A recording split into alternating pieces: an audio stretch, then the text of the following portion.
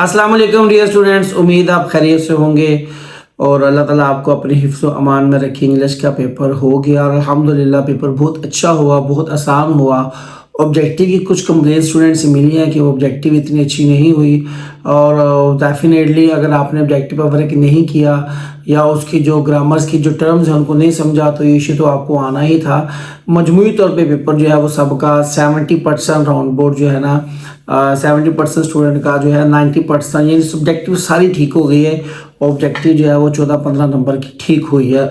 जो मजमूई तौर पे जो ट्रेंड नज़र आ रहा है, बताइएगा आपका पेपर कैसा हुआ। और सबसे इम्पोर्टेंट बताइएगा जो हमने अपनी मेहनत और तजर्बे से आपको चीज़ें बताई थी इंग्लिश की, उनमें से पेपर कितने % आप लोगों को आया।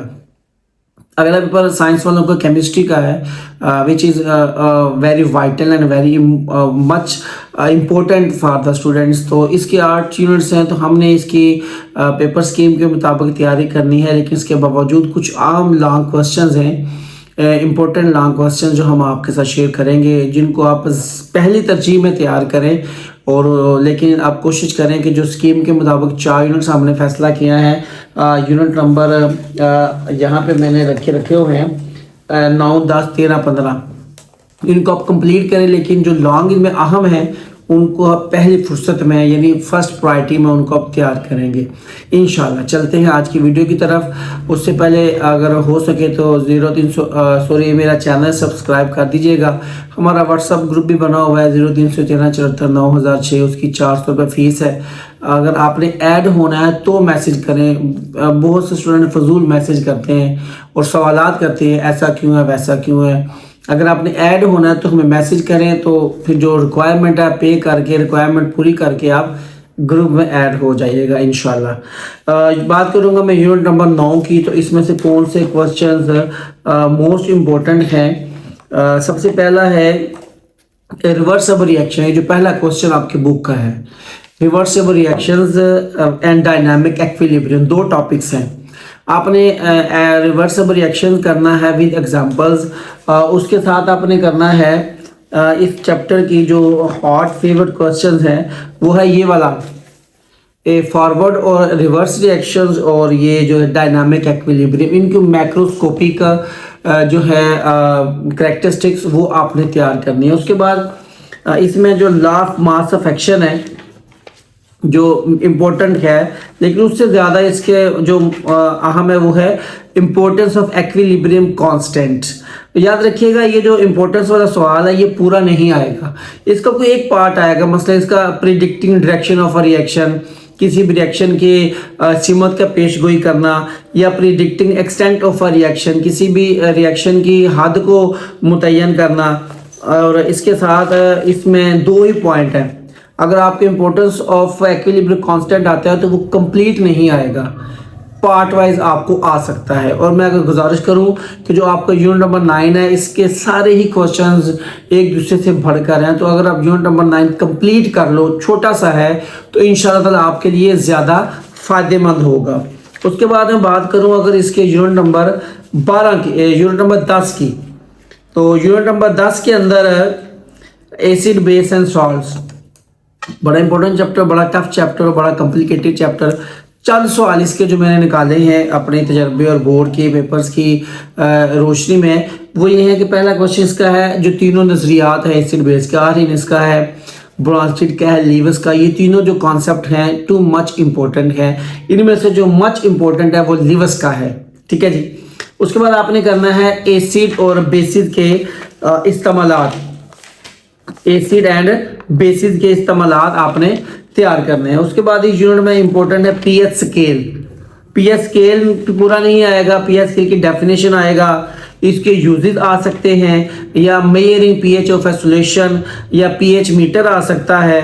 यानी पीएच पूरा टॉपिक आपने तैयार करना है, लेकिन बोर्ड के अंदर ये पूरा टॉपिक नहीं आएगा क्योंकि 4 नंबर का सवाल आना है।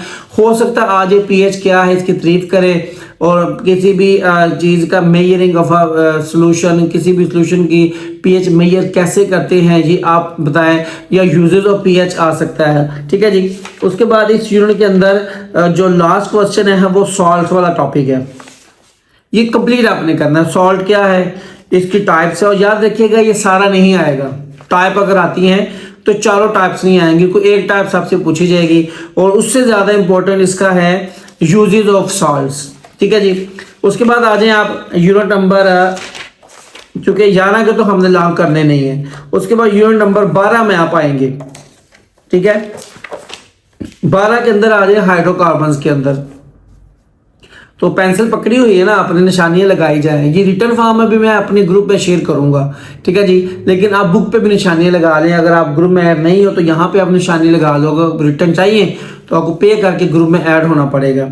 यूनिट नंबर 12 में आ जाए हाइड्रोकार्बन्स के अंदर। तो इसमें सबसे पहला जो क्वेश्चन आपने करना है वो आपने करना है टाइप्स ऑफ हाइड्रोकार्बन्स, ठीक है जी। और उसके बाद इसमें जो मोस्ट इंपॉर्टेंट चीजें हैं वो यूजेज हैं।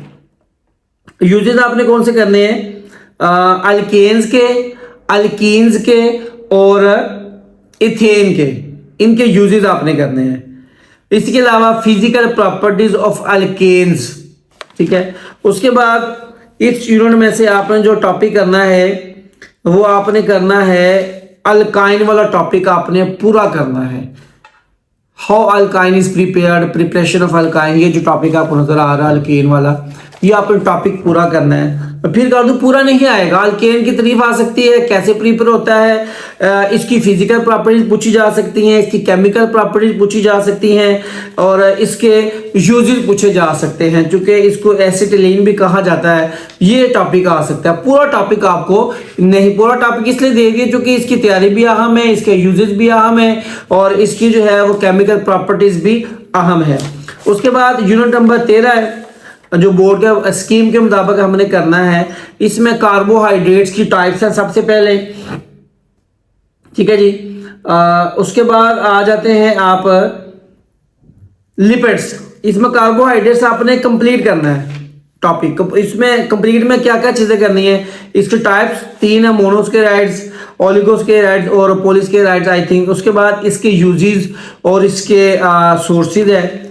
उसके बाद इसमें आप टॉपिक करेंगे लिपिड्स वाला, ठीक है जी। लिपिड्स वाला टॉपिक जो है वो आप कंप्लीट करोगे। उसमें भी लिपिड्स के सोर्सेज यूजेस हैं, फैटी एसिड्स वगैरह हैं। उसके बाद इसमें आप विटामिन वाला टॉपिक कंप्लीट करोगे। विटामिन टॉपिक भी पूरा नहीं आएगा, फैट सॉल्युबल है, वाटर सॉल्युबल, ये पूछा जा सकता है। उसके बाद इनके सोर्सेज पूछे जा सकते हैं और इनकी इंपॉर्टेंस पूछी जा सकती है। इसमें एक बड़ा आम सवाल है प्रोटीन वाला, amino acid are building blocks of protein, ये भी आपने तैयार इंशाल्लाह कर लेना है इसके साथ, ठीक है। उसके बाद आ जाए आप यूनिट नंबर 15 के अंदर, क्योंकि 14 के हमने लॉन्ग क्वेश्चन बोर्ड के पेपर स्कीम के मुताबिक नहीं करने। जो 15वां यूनिट है आपका वाटर वाला, ये भी पूरे का पूरा ही बड़ा ही इंपॉर्टेंट चैप्टर है, लेकिन इसमें भी कुछ चीजें अहम है जो आप करेंगे। सबसे पहले इसका अहम सवाल है वाटर एज सॉल्वेंट, पानी की जो वाटर की जो पोलर नेचर। उसके बाद हार्ड एंड सॉफ्ट वाटर, ये टॉपिक आपने पूरा करना है, ठीक है। मिसाल के तौर पर इसमें हार्ड और सॉफ्ट वाटर की डेफिनेशन, उनके इक्वेशन के साथ, methods of removing hardness, temporary hardness, permanent hardness, कोई भी कुछ भी पूछा जा सकता है, या disadvantages of hard water. I am repeating again and again कि टॉपिक पूरा नहीं आएगा। सॉफ्ट एंड हार्ड वाटर आपने पूरा टॉपिक करना है, लेकिन उसमें से कुछ भी पूछा जाए। उसके बाद इसका आपने करना है इंडस्ट्रियल इफ्लुएंस। उसके बाद इस टॉप चैप्टर में आपने करना है इफेक्ट्स ऑफ वाटर पोल्यूशन, और लास्ट पे आप करेंगे वाटर बॉर्न डिजीज, यानी पानी से पैदा होने वाली बीमारियां। उसके बाद यूनिट नंबर 16 में आ जाए। तो 16 में आपने जो सबसे पहला टॉपिक करना है वो आपने करना है स्मेल्टिंग और बेस्मराइजेशन। उसके बाद आपने करना है manufacture of sodium carbonate bye solvent process, ये पूरा टॉपिक आपने करना है। इसमें इसकी तैयारी आ जाती है, इसके प्रॉपर्टीज आ जाती, तैयारी के 5 मराहल है, ठीक है जी, कैसे तैयार हो। उसके बाद सॉल्वेंट प्रोसेस के एडवांटेजेस, जो कि इस चैप्टर का हॉट फेवरेट लॉन्ग क्वेश्चन साबित हो सकता है। उसके बाद आप इसमें आएंगे बेटा जी यूरिया वाला टॉपिक, ये भी आपने कंप्लीट करना है, पूरा नहीं आएगा भाई। रॉ मटेरियल आ जाएगा, प्रोसेस आ जाएगा, importance of state of urea आ जाएगा, और लास्ट पे आपने करना है पेट्रोलियम और पेट्रोलियम की फ्रैक्शंस, ठीक है जी। ये चंद अहम लॉन्ग क्वेश्चन थे। मैं फिर रिपीट कर दूं, बोर्ड के पॉइंट ऑफ व्यू के अंदर बोर्ड में पेपर में कुछ भी आ सकता है। जैसे आज इंग्लिश के पेपर पिंडी बोर्ड में इंतहाई मजाक खेज और अबजर्ड किस्म का लेंथी पैराग्राफ आ गया, लास्ट वाला जाके शायरों और अदीबों वाला, जो कि किसी की भी एक्सपेक्टेशन में नहीं था। उन्होंने शायद यही बताया स्टूडेंट्स को कि भाई असं जिथों जेरी मर्जी शायद पा सकते थे। सो ये चीज़ें अच्छी हैं जो हमने बताई हैं। डेट इज़ नॉट श्योर कि यही पेपर में आएगा, लेकिन इनको आप पहली प्रायोरिटी के अंदर, पहली प्रेफरेंस के अंदर आप इसको करें, उसके बाद कंप्लीट करें। पेपर स्कीम के मुताबिक अगर आप तैयारी कर रहे हो केमिस्ट्री की, तो आपको मैं जो गुजारिश करूँ, अगर आप अच्छे नंबर लेना चाहते हो, आप नंबर नहीं अपना स्किप करवाना चाहते हो, तो यूनिट नंबर 9, 10, 13, 15 ये कंप्लीट करें। इनको कोई भी लॉन्ग ना छोड़ के जाए, ठीक है जी। उसके साथ आपने करने हैं यूनिट नंबर 11 और 14 के शॉर्ट क्वेश्चंस।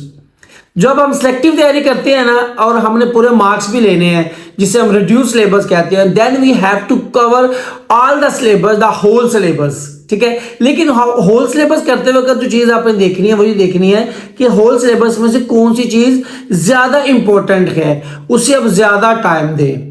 अल्लाह ने चाहा तो केमिस्ट्री का पेपर भी इंशाअल्लाह ताला आपका बहुत अच्छा होगा। अल्लाह ताला आपको मेहनत करने की तौफीक दे और आप लोगों को डायरेक्शन के साथ चलने की तौफीक दे। नमाज़ों की पाबंदी करें दौरान एग्ज़ाम भी, इससे पहले भी अगर करते हैं तो बहुत अच्छी बात है। दौरान रमज़ान, दौरान इम्तहानात भी करें। रमज़ान की भी आमद है, आपके कुछ पेपर रमज़ान में भी होंगे, इंशाल्लाह बरकत होगी। और रमज़ान के बाद भी नमाज की पाबंदी करें, अपने भी दुआ करें, माँ बाप के लिए भी दुआ करते रहा करें, हमारे लिए भी दुआ करें। अल्लाह ताला मेरा, आपका, हम सब का हामी और नासिर हो। अस्सलामु अलैकुम।